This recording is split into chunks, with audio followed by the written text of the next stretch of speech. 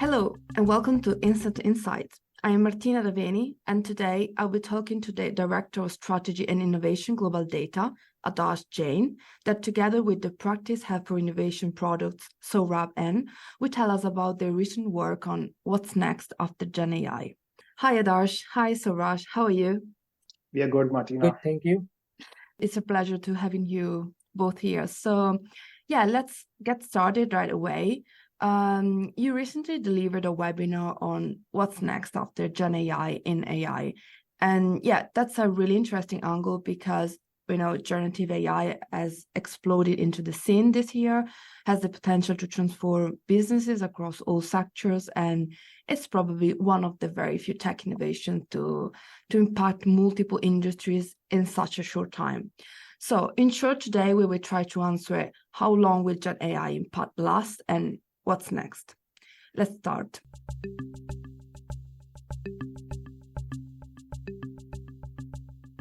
Adarsh, we start with you. I remember that just a couple months back here at Instant Insight, you were discussing generative AI, if it was hype or substance, and you highlighted the substantial role that this technology will play in the future. And here you are now with Sourabh, ready to discuss what's next after generative AI. So I want first to ask you, how do you detect these future trends?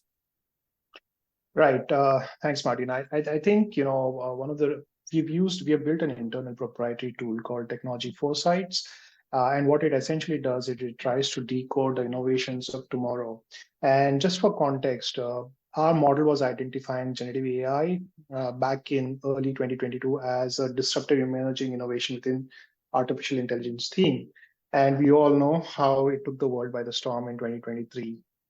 I think the core reason why we did that webinar just a few days back is we've asked now of our model what it says will be the next disruptive innovations within AI, which will take the world by the storm as generative AI took the world by the storm. And we think there are compelling innovations still to come in the AI innovation pipeline, and people should start, bracing for them today. So I think that was the whole context for us to, go beyond what people are talking about in terms of the key innovation in AI being generative AI. We think there are many more to come, and that's why, we sort of put out that report recently. Yeah, no, definitely. And I just gave a look at the slides of the webinar, and you mentioned neuromorphic computing. And I just wonder if you can clarify and elaborate more on what is it, how it works, what it would solve. Sure. No, I think I think when we look at this landscape of what's next, most impactful innovations to come from AI after generative AI, we think neuromorphic computing is a very compelling candidate. To put simply, it's called brain-inspired intelligence, and more formally, neuromorphic computing is a type of computing approach inspired by the structure and functions of the human brain, utilizing principles of parallel processing and machine learning to perform complex cognitive computing tasks. In essence, we think there are limitless possibilities when AI is repurposed or remodeled after the human brain.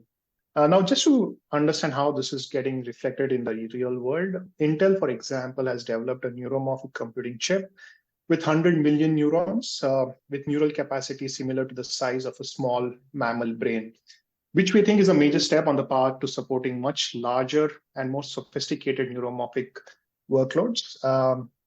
Given all those, I think a couple of other examples of how neuromorphic computing we think will sort of be used in the future. For example, autonomous navigation. We think the future of autonomous navigation will be much sooner thanks to technologies like neuromorphic computing because it helps process sensory data in real time. That's absolutely key and essential in enabling vehicles to make those split-second decisions and adapt to dynamic and ever-changing environments, which will enhance the safety and efficiency of autonomous vehicle, which I think is a key requirement of making autonomous navigation a reality in the future.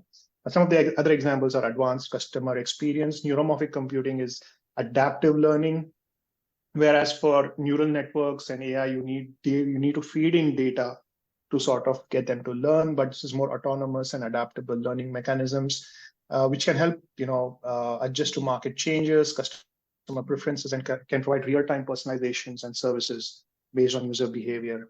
And I think lastly, I think apart from its computational capability and to perform complex cognitive tasks, it's much greener. It can be up to 1,000 times more energy efficient compared to traditional CPUs. Also with lower power efficient processing at the edge, latency is reduced. So we think there are multiple reasons why neuromorphic computing will deliver a lot of advantages in the future, especially on the computing side of these large language models and other innovations happening in AI.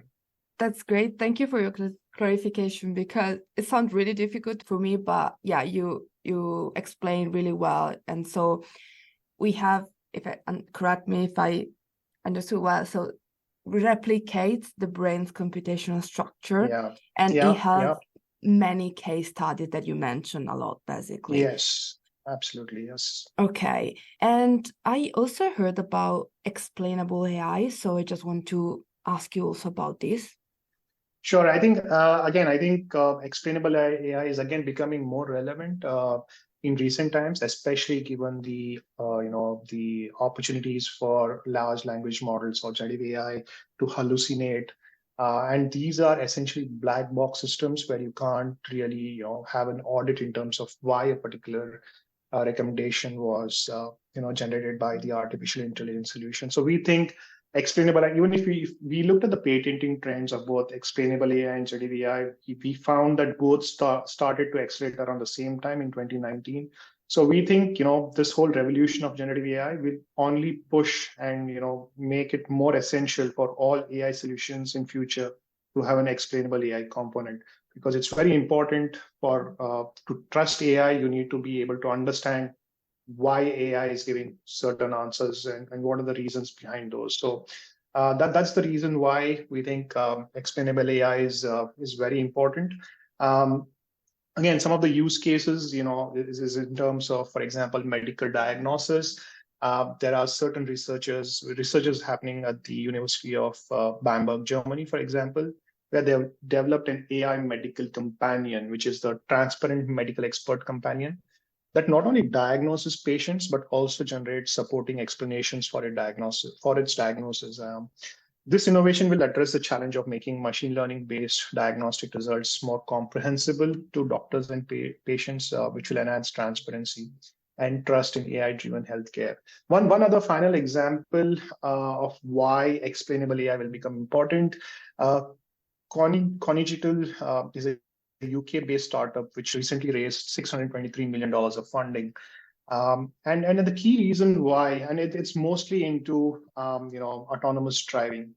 As you can clearly understand, right, that explainable AI is important to understand why your autonomous driving is signaling you to take a left or a right or apply brake or accelerate. It becomes very essential to understand what exact steps led the AI to decide whether to accelerate, take left or right, so that audit trail is very important. And then that's why I think such startups, which are including more and more explainable component to their AI solutions, will continue to attract more funding, because they become very essential, because every AI solution in future will need to have a massive explainable component to it. And I think that's very essential to build trust and adoption of these other AI technologies like generative AI. Yeah, I fully agree. So I like when you said we need to trust AI, and so for this reason, explainable AI, we cannot trust black box anymore. So explainable AI will become critical in the future for many purposes. So yeah, I agree. Thanks for this. And now I want to ask you, Sourabh, are there other technologies to watch out for after Gen AI?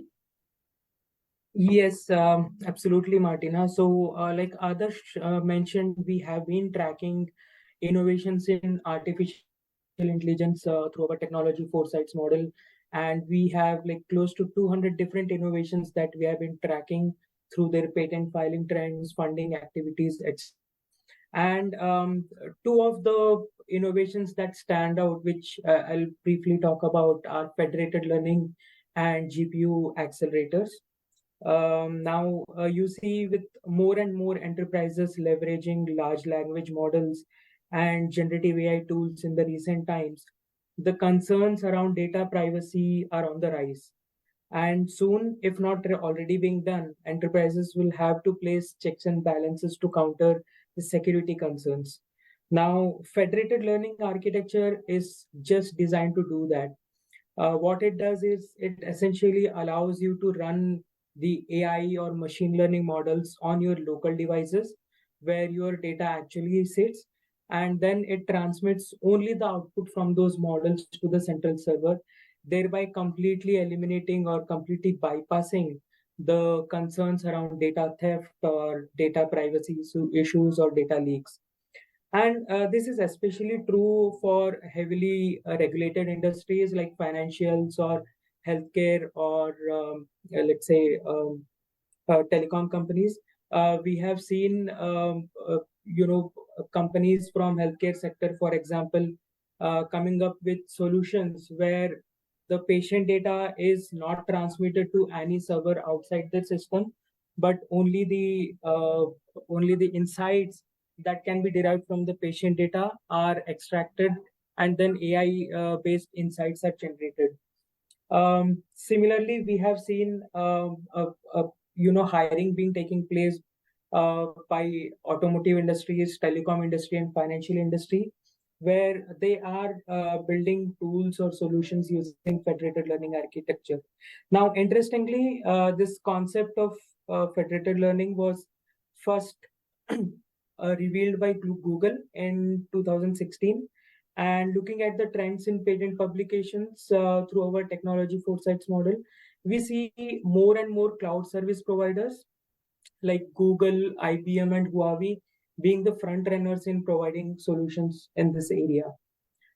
Now, on the other end of this generative AI spectrum, we have the hardware or the processors that do the actual heavy lifting work.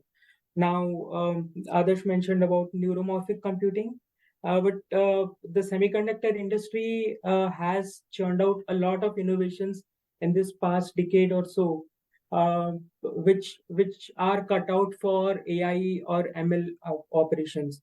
For example, we have got quantum chips, we have got deep learning processors, neuromorphic chips, etc. Now, among all these GPU accelerators have been around for close to 2 decades now. They were originally created for rendering graphics, for enhanced gaming applications, but they have evolved a lot over this last decade or so, to the extent that the very recent ChatGPT models were trained using GPU accelerators. Close to 3,000 NVIDIA GPU accelerators were used for training these models. Interestingly, we have seen chip makers like NVIDIA, Intel, and AMD being front runners in GPU accelerator innovations. And there are also plenty of startups in this space. We have seen companies like Tenstorrent, Membrix, Deep Vision, and Halo raising a lot of funding in the last 3 to 5 years, and they are all in the race for developing GPU accelerator innovations. Now, having said that, like I said, there is already a fierce competition in semiconductor industry because the pace of innovation is very rapid here. But GPU accelerators are likely to stay for longer. That is primarily because of their versatility. They are applicable to very diverse set of applications, and also because there is a very strong developer community. There are close to 3 million developers who are actually developing different programs, different solutions that can be used for enhancing AI ML operations. So I think these two innovations are definitely something to watch out for in the future. That's really interesting. Also, we know generative AI, it's a technology that it's likely going to stay for long. We need GPU accelerator to do it. So absolutely, yeah. Thank you, Sourabh. And I think we are close to the end of this AI episode. So my last question is for you, Adarsh. Can you just give our listeners a summary of your main takeaways of what's next after GenAI in AI and why it matters to start focusing on it today. Right. Thanks. So I think it's important to understand that often when there is something which is sweeping across the world in terms of, as you mentioned, impacting so many sectors, so many businesses, it's easy to think that generative AI is the end all and be all of AI innovations. We think people should be prepared. There's a lot of interesting innovations within the AI pipeline, which is yet to sweep us up off our feet, like how generative AI has done in 2023. So there's definitely the need to be open-minded and look for other solutions in AI.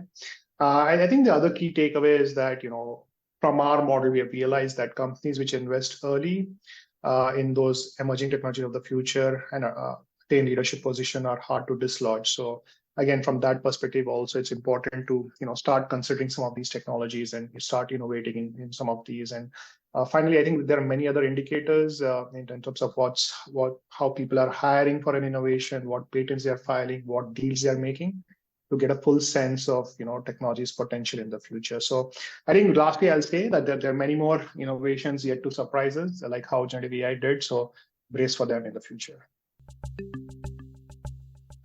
Thanks so much both for those instant insight. Thank you. Thanks for listening, and from us in Thematic Intelligence, see you next time.